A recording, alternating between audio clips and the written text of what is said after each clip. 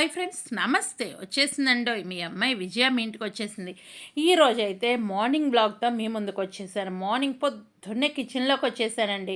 కిచెన్లోకి వచ్చేసి పొద్దున్నే బ్లాగ్తో మీ ముందుకు వచ్చేసాను. ఈరోజు కిచెన్ బ్లాగ్ పొద్దున్నే అన్నానంటే మీ అందరికి అర్థమైపోయి ఉంటుంది ఏం బ్లాగ్ చేస్తున్నాను ఏంటి అనే చూసేసేయండి. ఇంకా వంటింట్లోకి వస్తే మనకి ఏదో ఒక పని గుర్తొస్తూనే ఉంటుంది. ఇక్కడైతే నైట్ అంట్లు అలాగే కుప్పేసి ఉన్నాయండి. నైట్ లేట్గా అన్నం తినేసాము. ఆ గిన్నెలన్నీ కడిగేసుకోవాలి. ఇంకా నేను ఆల్రెడీ నైట్ చేసిన రెసిపీ కూడా మీకు పెట్టేసే ఉంటాను. నిన్న ఈవినింగ్ చేసిన రెసిపీ. ఇప్పుడు ఈ గిన్నెలు కడిగేసుకున్న తర్వాత పొయ్యి కూడా శుభ్రం చేసేసుకోవాలి. పొద్దున్నే వంటింట్లోకి వస్తే మన కోసం ఎదురు చూస్తూ ఉండేది పొయ్యి, గిన్నెలండి. ఒక్కోసారి ఈవినింగే క్లీన్ చేస్తాను, ఒక్కోసారి పొద్దున్నే క్లీన్ చేస్తాను. 90% అయితే కనుక నేను మార్నింగ్ క్లీన్ చేసేసి పని అనేది ఫటాఫట్ మొదలు పెట్టేస్తాను. ఇక్కడైతే కనుక నేను కొంచెం చింతపండు కడిగేసి దీంట్లో వేసుకున్నానండి. ఎక్కువ చింతపండు అయితే నానబెట్టలేదు, కొంచెం చింతపండు అయితే సరిపోతుంది. ఇంకా మార్నింగ్ అన్నాను ఏం చేస్తున్నాను ఏంటి అనేది మీ అందరికీ అర్థమైపోయే ఉంటుంది. కొబ్బరి పచ్చడి చేస్తున్నా. ఈ కొబ్బరి పచ్చడి చేసి తర్వాత మధ్యలో ఒక క్వశ్చన్ అయితే అడుగుతానండి. ఆ క్వశ్చన్కి ఆన్సర్ అయితే చెప్పేసేయండి. ఇంకా కాబట్టి మీరు వీడియో అనేది కంటిన్యూ చూసేసేయండి. ఆ క్వశ్చన్ ఏంటి అనేది మీకు తెలుస్తుంది. ఇప్పుడైతే కనుక కొబ్బరి చక్కగా చిన్న చిన్న ముక్కలు కట్ చేసుకుంటున్నాయి. ఈ పచ్చడి అయితే అన్నంలోకి, ఇడ్లీలోకి, దోశలోకి, హాట్ పొంగల్లోకి చాలా బాగుంటుందండి. ఒక్క దాంట్లో కాదు, ఈ విధంగా చేయండి, దేంట్లోకైనా బాగుంటుంది. ప్లస్ మళ్ళీ 2 days వరకు ఉంటుందండి. అది ఎలా ఉంటుంది అనేది నేను మధ్యలో చెప్తానండి. అది ఎలా ప్రాపర్గా కుక్ చేసుకుంటే ఉంటుంది అనేది నేను మధ్యలో చెప్తాను. ఇప్పుడైతే గిన్నె తీసుకున్నాను, కొంచెం ఆయిల్ అయితే వేస్తున్నా. ఆయిల్ వేసిన తర్వాత కొబ్బరి అనేది వేయించుకోవాలి. ఇంకోటి ఇదేంటంటే పాతకాలం పద్ధతిలోనే నేను పచ్చడి చేస్తున్నానండి.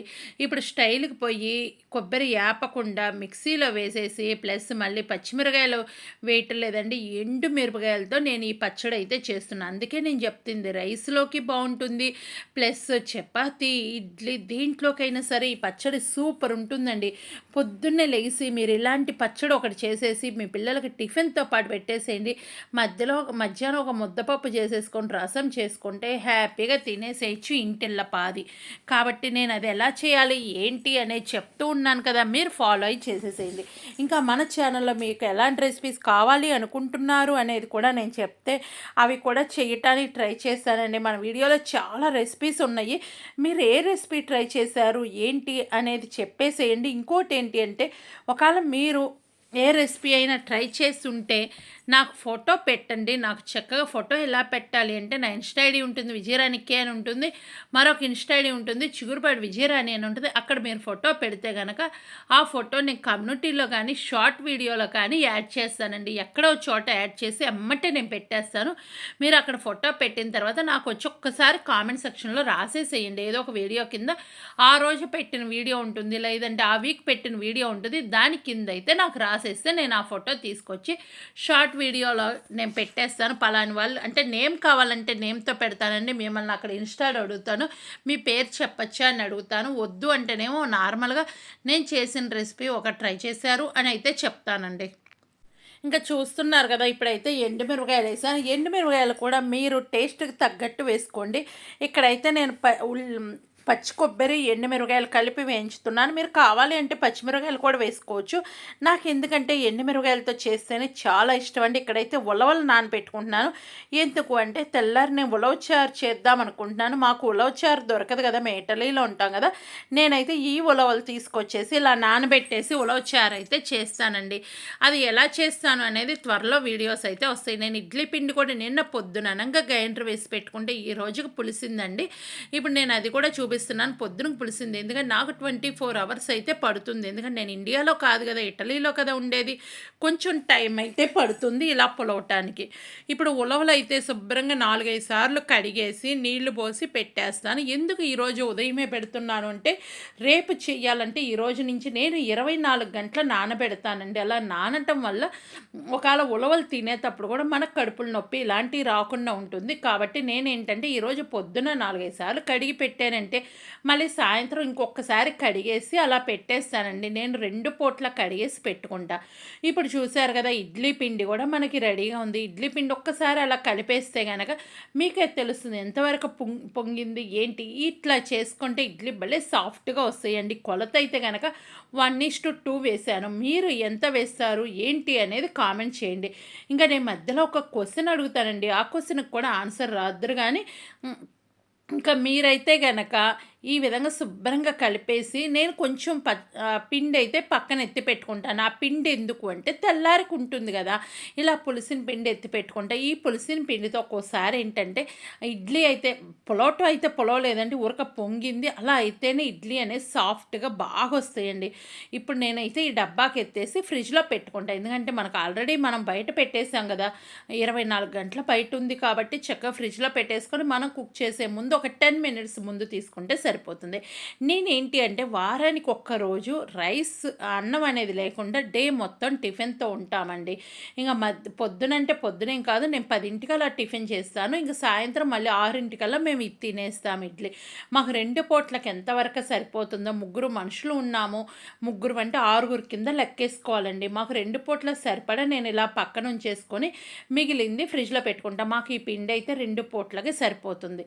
ఇంకా నేనైతే దీంట్లో ఉప్పు కలిపేసి పెట్టుకుంటానండి. ఇప్పుడే ఈవినింగ్కి కూడా బాగుంటుంది. ఏం మాకైతే పొలవదు, ఎందుకంటే మేము ఉండేది ఇటలీలో కాబట్టి చల్లగా ఉంటుంది, అంత పులుపు అయితే రాదండి. ఇప్పుడు నేను ఉప్పు కలిపేసి కొంచెం వాటర్ కలిపేసి పెట్టుకుంటా. ఎందుకు అంటే కొంచెం గట్టిగా ఉంది.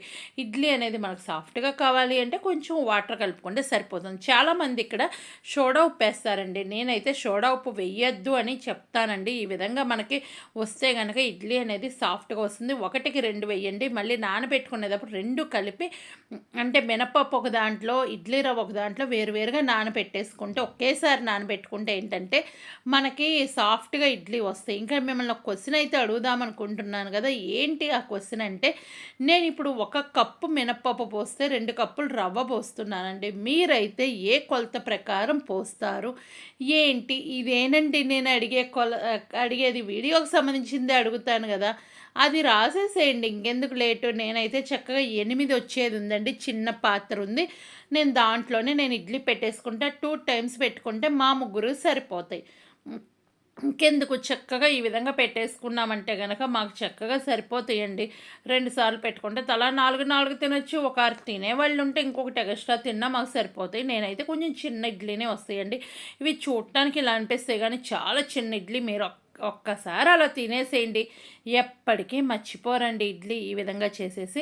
ఇంక ఇదే ఇడ్లీ ఒకవేళ నేను మిగిలిపోతే ఏం చేస్తాను అంటే మధ్యాహ్నం 3 స్నాక్ లాగా చేస్తాను. స్నాక్ లాగా అంటే ఏం లేదండి, నెయ్యి వేసేసి కొంచెం వేయించేసి మనకు కావలసిన పొడి చల్లేసి పైనుంచి ఇంకొంచెం నెయ్యి వేసేసుకొని స్నాక్ లాగా ఇడ్లీ, ఫ్రైడ్ ఇడ్లీలా చేసుకుని తినేస్తామండి. ఇది ఆల్రెడీ నేను మినీ కిచెన్లో కూడా ఎక్కడో చోట పెట్టుంటాను, కంపల్సరీ విజిట్ చేసేసేయండి. ఇప్పుడు మిక్సీ జార్ తీసుకున్నాను. మిక్సీ జార్లో అయితే కనుక నేను కొబ్బరి, తర్వాత వచ్చేసి ఎండుమిరపకాయలు, జీలకర్ర, చిన్నులపై ఉప్పు కలిపి వేసుకుంటాను. ఇదేంటంటే మన చింతపండు ఉంది కదా, అది వేసుకొని ఆ నీళ్ళతో కొంచెం మిక్సీ వేసేసుకుంటాను.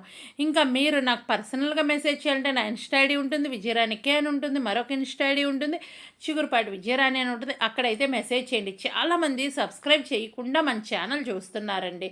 ఏం మనీ ఏమన్నా పడతాయి అనుకుంటున్నారా? ఏమీ లేదండి, ఫ్రీ ఆఫ్ కాస్ట్ కాబట్టి సబ్స్క్రైబ్ చేయండి. పక్కనే బెల్ ఐకాన్ ఉంటుంది, ఆల్ అని క్లిక్ చేయండి. ఏ వీడియో చేసినా మీ దాకా నోటి వస్తుంది. మీరు ఎప్పుడు ఫ్రీగా ఉంటే అప్పుడు మన వీడియోలు చూడొచ్చు. ఇంకా ఇడ్లీ చాలా హెల్తీ కదా, డే మొత్తం మేము ఇడ్లీతో ఉంటున్నాము అంటే ఆ రోజు హెల్తీ. ఇంకోటి ఏంటంటే కొబ్బరి ఉంది. ఏది మనకి ఈరోజు నేను తీసుకున్న ఫుడ్లో ఏది అన్హెల్తీ అయితే లేదండి, అన్నీ హెల్తీగానే ఉంటాయి కాబట్టి హ్యాపీగా తినేస్తాము. ఇంకా చూస్తున్నారు కదా, ఇప్పుడు చింతపండు ఈ నీళ్ళతోనే నేను ఈ పచ్చడి అనేది మిక్సీ వేస్తాను.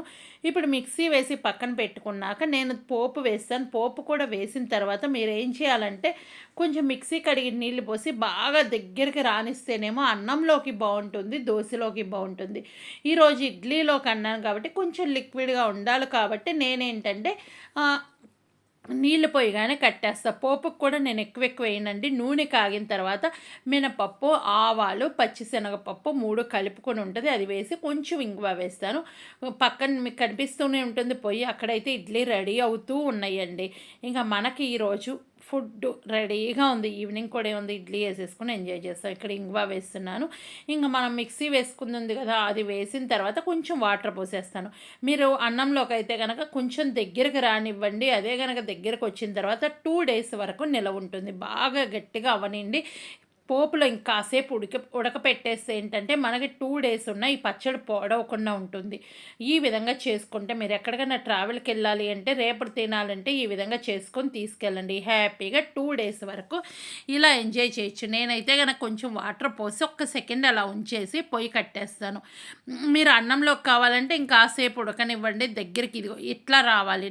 ఇప్పుడు మనకి ఎలా అయితే కనిపిస్తుందో ఆ విధంగా ఉండాలి. నేను ఇడ్లీలోకి కాబట్టి వాటర్ యాడ్ చేస్తున్నా, చూస్తున్నారు కదా. నాకు ఈ లిక్విడ్ అయితే సరిపోతుంది.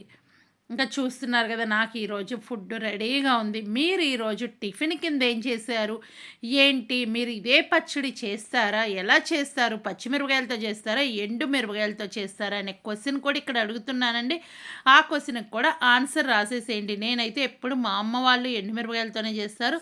నాకు కూడా అదే అలవాటండి. మీరైతే దేంతో చేస్తారు కొబ్బరి పచ్చడి అనేది కామెంట్ సెక్షన్లో రాయండి. ఇప్పుడైతే కనుక నేను ఇవి మీకు తెలిసే ఉంటుంది. వీటి పేరైతే నేను మెన్షన్ చేయటం లేదండి. ఇవి నేను చక్కగా సీసాకు పోసేస్తాను. ఎందుకంటే మేము చక్కగా ఇవి నానపెట్టుకుంటే క్లూ అయితే ఇస్తాయి. నానపెడితే ఉబ్బుతాయండి ఇవి.